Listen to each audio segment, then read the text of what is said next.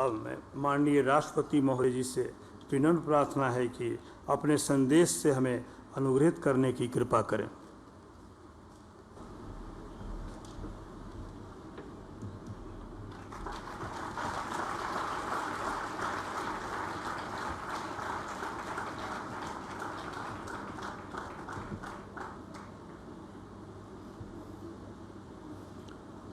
महात्मा गांधी की 150वीं जयंती के उपलक्ष्य में आयोजित मानस हरिजन कथा के इस कार्यक्रम में प्रमुख रूप से उपस्थित केंद्रीय पर्यटन एवं संस्कृति राज्य मंत्री श्री प्रहलाद सिंह पटेल, रामकथा मर्मज्ञ श्रद्धेय श्री मुरारी बापू जी, परमार्थ निकेतन के अध्यक्ष स्वामी चिदानंद सरस्वती जी, हरिजन सेवक संघ के अध्यक्ष डॉक्टर शंकर कुमार सान्याल जी, अन्य गणमान्य अतिथिगण, देवियों और सज्जनों, आज हम जिस स्थान पर मानस कथा के लिए एकत्र हुए हैं उसके कण कण में कस्तूरबा और बापू की स्मृतियां बसी हुई हैं।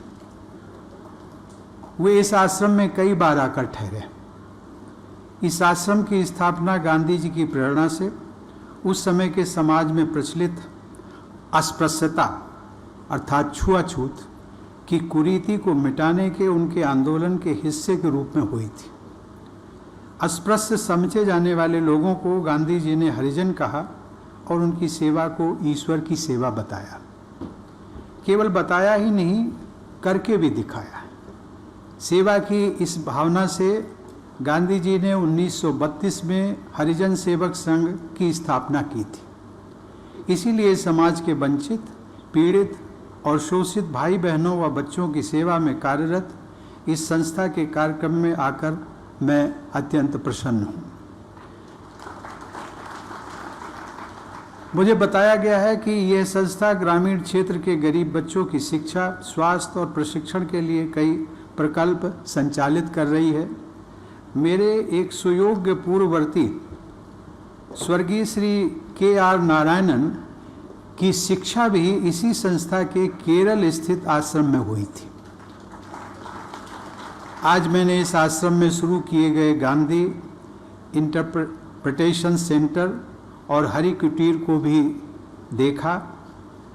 पर्यटन और संस्कृति राज्य मंत्री श्री प्रहलाद सिंह पटेल ने मुझे ethics matters the time is now पुस्तक की प्रथम प्रति भी सौंपी है। नैतिकता पर गांधी जी सदैव बल दिया करते थे। मुझे विश्वास है कि इन प्रकल्पों से हमारी युवा पीढ़ी और भावी पीढ़ियों तक गांधी जी का संदेश पहुंचाने में बहुत मदद मिलेगी। दूरगामी प्रभाव वाले इन प्रयासों के लिए मैं संस्था के अध्यक्ष डॉक्टर शंकर कुमार सान्याल, उनके सहयोगियों और आप सबको बधाई एवं शुभकामनाएं देता हूँ। गांधी जी के प्रति अपना गहरा सम्मान और प्रेम व्यक्त करने के लिए लोग उन्हें बापू भी कहते थे। यह एक सुखद संयोग है कि उस गांधी बापू की कथा आज हम एक दूसरे बापू की भावपूर्ण वाणी में सुनेंगे।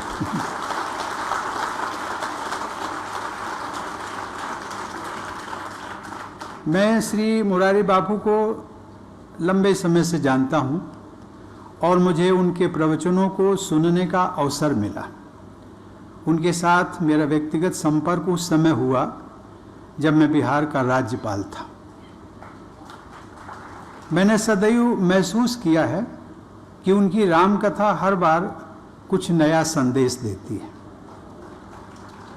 वास्तव में गांधी जी ने अपने व्यक्तित्व और कृतित्व से जो संदेश, जो आदर्श दुनिया के समक्ष प्रस्तुत किए हैं, वे रामकथा की शिक्षाओं और संदेशों के पूरक हैं।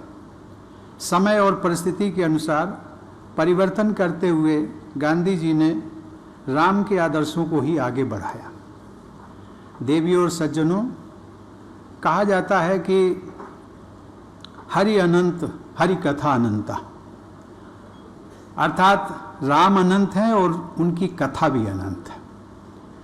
राम कथा केवल एक आख्यान नहीं है, वह राम के माध्यम से मानव जीवन के उच्च नैतिक आदर्शों को, मर्यादाओं को दुनिया के समक्ष प्रस्तुत करने का माध्यम भी है। एक पुत्र एक शिष्य, एक भाई, मित्र और राजा के रूप में आदर्श जीवन, मर्यादापूर्ण जीवन कैसे जिया जाए, इसके उदाहरण के रूप में राम का जीवन प्रस्तुत किया गया। इन मर्यादाओं को निभाने के कारण ही प्रभु श्री राम को मर्यादा पुरुषोत्तम भी कहा गया। गांधी जी का जीवन भी एक आदर्श जीवन का उदाहरण है। गांधी जी के मन में राम नाम के प्रति श्रद्धा के बीज बोने वाली उनकी दाई रंभा थी। इसका उल्लेख गांधी जी ने खुद अपनी आत्मकथा में किया है। आध्यात्मिक, मानसिक और शारीरिक तीनों तरह की कठिनाइयों में राम नाम मनुष्य का सबसे बड़ा सहारा बनता है, ऐसी श्रद्धा गांधी जी ने अपने लेखों में प्रकट की है।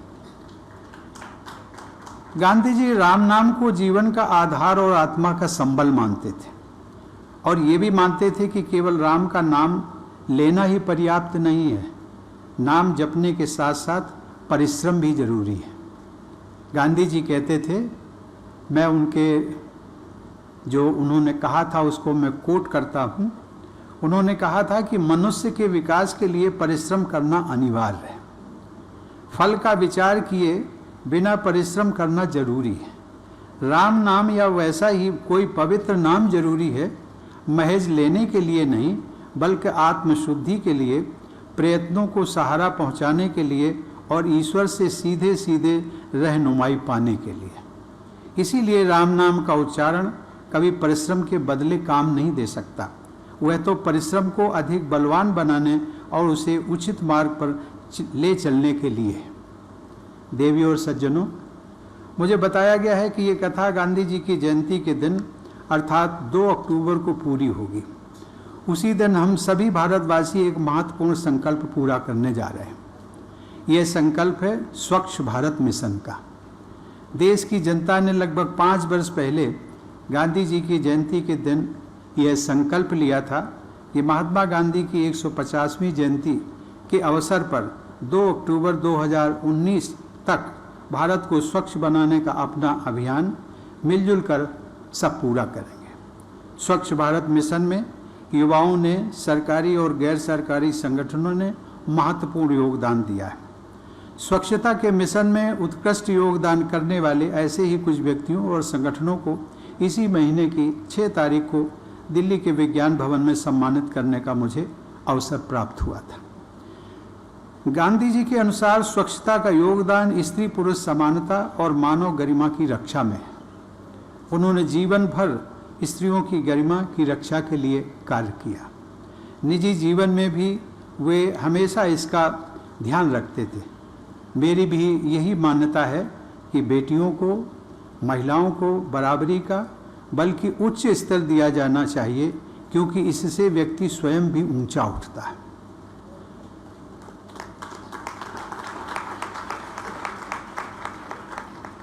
लगता है कि हमारी बहनों की संख्या यहाँ कम है।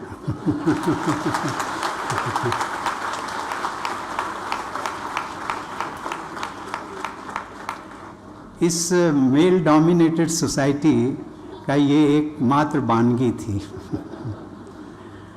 आज मैंने इस आश्रम में कस्तूरबा की प्रतिमा के दर्शन भी किए। गांधी जी के व्यक्तित्व को संवारने और उनके कार्यों को आगे बढ़ाने में कस्तूरबा का महत्वपूर्ण योगदान रहा। बा और बापू पुस्तक की प्रस्तावना में गांधी जी ने ठीक लिखा है। वो कहते हैं कि बापू को बापू बनाने में बा का बहुत बड़ा हाथ था। स्वयं बापू ने बा के अवसान के बाद कहा था कि अगर बा का साथ ना होता तो मैं इतना ऊंचा उठ ही नहीं सकता था। भारत में जन्म लेने से गांधी जी भारत के तो हैं ही, लेकिन आज वे सभी देशों के हैं, पूरी मानवता के हैं। पूरा विश्व उनका स्मरण एक ऐसी महान आत्मा के रूप में करता है जिसने अहिंसा और सत्याग्रह जैसे जीवन मूल्यों पर चलकर दिखाया। गांधी जी का जीवन एक महाकाव्य है, एक महागाथा है। दुनिया भर के अनेकों देशों में करोड़ों लोग ये गाथा सुन रहे हैं और इससे प्रेरणा प्राप्त कर रहे हैं। देश विदेश में मुझे जाने का जहाँ पर भी अवसर मिला, मैंने जन साधारण से लेकर राष्ट्र प्रमुखों तक गांधी जी के प्रति आदर का भाव देखा। मुझे विश्वास है कि जिस आदर और सम्मान के साथ आज राम कथा सुनी जाती है, उसी भावना के साथ अब से कई सदियों बाद लोग जब गांधी जी की कथा सुनेंगे तो उनकी गाथा से ठीक उसी प्रकार से प्रेरणा लेंगे जैसे आज हम राम कथा से प्रेरणा लेते हैं। गांधी जी के संदेश और उनकी कीर्ति सभी के लिए हितकारी हो, कल्याणकारी हो, इसके लिए मैं अपनी हार्दिक शुभकामनाएं देता हूँ। देवी और सज्जनों, आज इस कार्यक्रम में दीप प्रज्वलन के साथ मानस कथा का भी औपचारिक श्री गणेश हो गया। मेरे उद्बोधन के पश्चात एक जो प्रोटोकॉल होता है वो राष्ट्र गान का होगा। मैंने बापू से अनुमति ले ली है और जाने से पूर्व मैं उनको व्यास गद्दी पर बैठने के लिए प्रार्थना करूंगा।